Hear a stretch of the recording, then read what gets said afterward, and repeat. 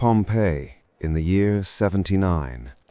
A Roman town of stone streets and painted walls, built in the shadow of a mountain that looks almost harmless from here. The morning begins like any other. Bakers open their shutters. Fires glow inside ovens. Fresh loaves are stacked, counted, and sold with small coins that pass from palm to palm.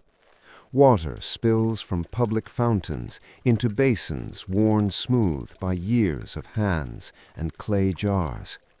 Market stalls fill with fruit, olives, and fish laid out on boards, while vendors call their prices into the warm air.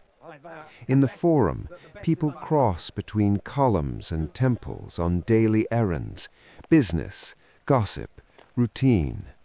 The bathhouses stir to life, steam, oil, and the scrape of a strigil. Workshops open, a hammer taps metal, a cart creaks over stone, sandals slap the street.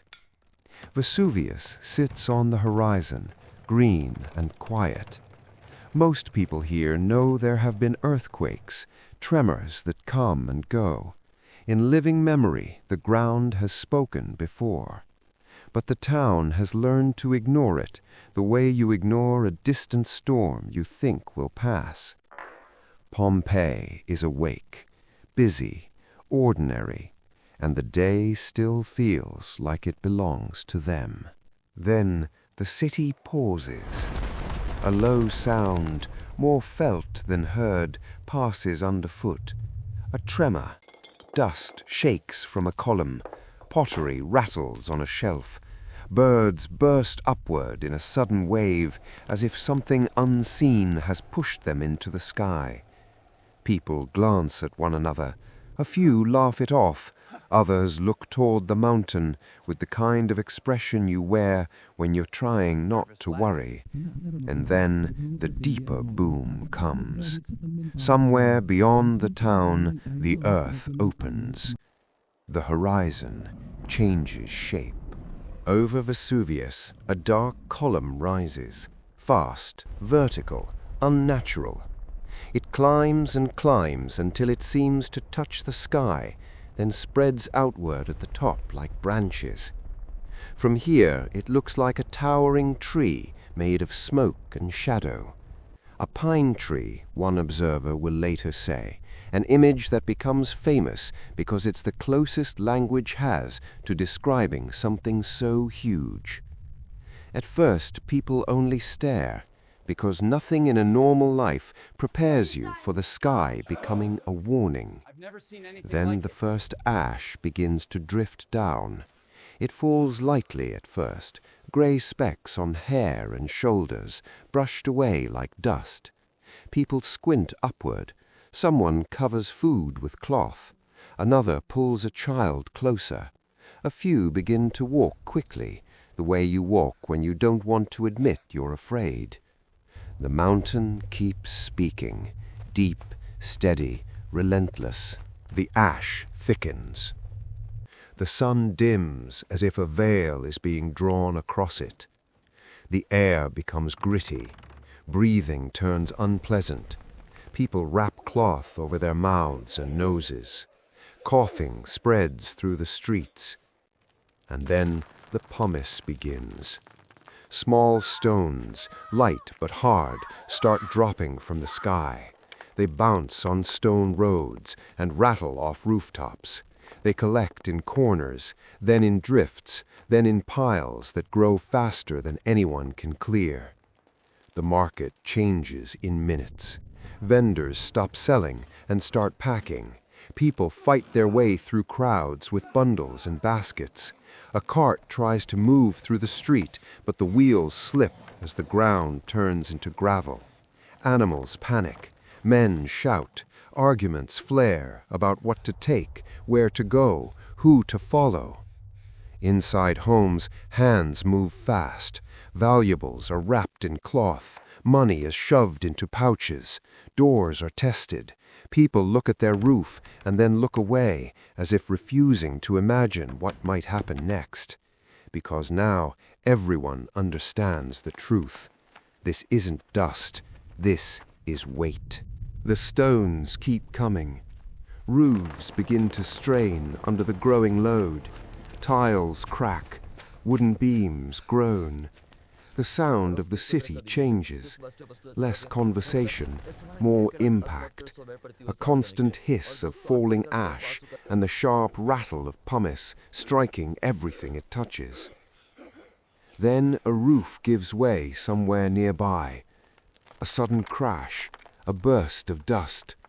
People scream and run, not towards safety, but away from whatever they believe is the most immediate danger. Some doorways start to choke with drifted pumice. Streets disappear beneath a rising layer of pale stone. Every step becomes harder. Every breath tastes like grit. And still, many hesitate. Because leaving means choosing the unknown. Staying means trusting walls and roofs that are already beginning to fail. So the city becomes 1,000 decisions happening at once. Many run toward the sea. At the harbor, the scene is chaos. Boats rock against posts. Ropes snap tight. Men shout over one another as families and travelers crowd the shore, trying to buy space on anything that floats. Some boats push off. Others cannot. The air is too thick. The water is rougher than it should be. Ash falls into the bay, dulling the surface. The sky grows darker, and the horizon disappears behind a curtain of grey. Some people turn back toward the city, coughing, desperate, realizing that escape is not as simple as walking to the water. Others push forward anyway, because movement feels like hope. But the mountain does not slow. By what should be late afternoon, the day looks like dusk. Then it looks like night. The ash cloud makes time meaningless. Torches and oil lamps appear in streets that should still be bright. Lanterns barbed through the haze like lost stars. The sound of pumice falling is constant, like a storm of stone. Inside shelters, people huddle in cramped rooms lit by trembling flames that struggle for air. Water basins fill with gray sediment. The simplest things, drinking, breathing, seeing, become difficult. Outside, the streets are transforming into drifts. In some places, the pumice rises to the knees. In others, it reaches the waist. People stumble, exhausted. Someone drops a bundle and does not pick it up. A man pushes a cart until his strength fails and then leaves it behind. In the distance, the mountain glows faintly with flashes within the cloud, brief pulses of light that reveal for a heartbeat the scale of what is happening. And the sound grows heavier, deeper, closer. Near the end of the night, there is a moment that feels almost like calm. Not peace, just a pause. The ash hangs in the air. The city is muffled. People listen, because listening is all they can do. Then it comes. A roar like the world tearing open. A violent rush of wind, hot, fast, unstoppable. It slams into the town, driving ash and debris through the streets in a moving wall. Visibility collapses to nothing. Torches gutter out. The air becomes a choking darkness. This is not falling ash anymore. This is the mountain itself arriving. A surge of scorching gas and ash pours through streets and doorways, around corners, into every space. It moves too fast to outrun and too wide to escape. In an instant, the town is swallowed. And then, silence. When the ash settles, the streets are gone. Walls are half buried. Statues disappear up to their shoulders. Courtyards fill like bowls. Roof lines vanish beneath pale drifts. Pompeii is no longer a living town, it is a shape under ash. The mountain remains, looming under a pale morning light as if it has done nothing at all. Centuries will pass before Pompeii is uncovered again, before its streets see daylight, before its painted walls are seen by new eyes. And when people return, they will find a city frozen in place, preserved not because it was spared, but because it was buried.